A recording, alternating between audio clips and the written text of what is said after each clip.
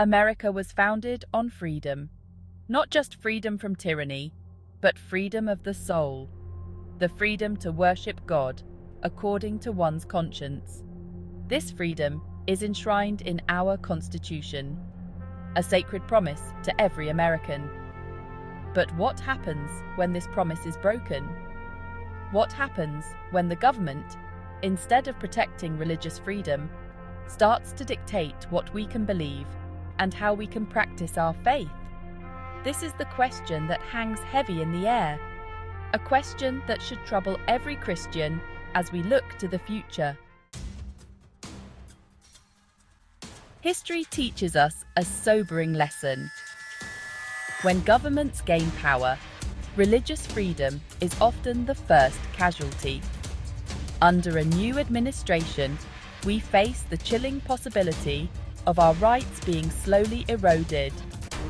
Imagine pastors being forced to perform same-sex marriages against their beliefs, or churches being punished for refusing to compromise their values. Picture businesses owned by Christians being shut down because of their owners' faith. These are not mere hypotheticals. They are the lived realities of believers in other parts of the world where religious freedom is under attack. Imagine being unable to share the gospel freely, fearing accusations of hate speech. Think of Christian schools and universities facing pressure to abandon their biblical principles or risk losing accreditation. The very act of living out one's faith openly and publicly could become a liability, a source of suspicion and discrimination. This is not the America we know, but it is the path we risk taking if we remain silent. Our laws are meant to reflect our values, the fundamental truths we hold dear. But what happens when those laws are used to undermine the very foundations of our faith?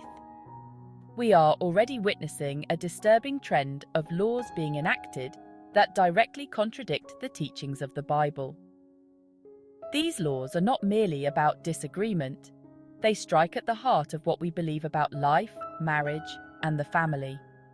Imagine a world where speaking out against abortion is deemed hate speech, or where parents who hold to traditional views on gender are accused of child abuse.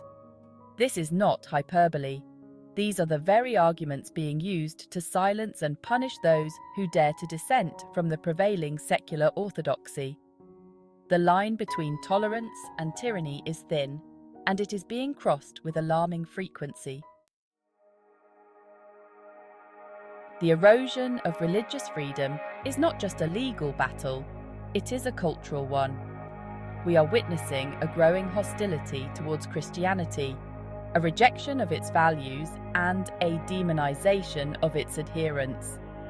In the media, in academia, and increasingly in the public square, Christian beliefs are mocked, misrepresented, and marginalized. This cultural shift has real-world consequences. Christians, particularly those who hold to traditional beliefs, are increasingly being pushed to the margins of society. They are being silenced in the public square, excluded from positions of influence, and even targeted for their faith.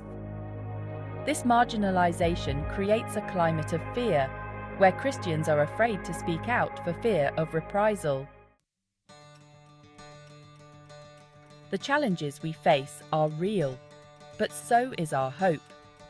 We serve a God who is bigger than any government, any cultural trend, any challenge we may face.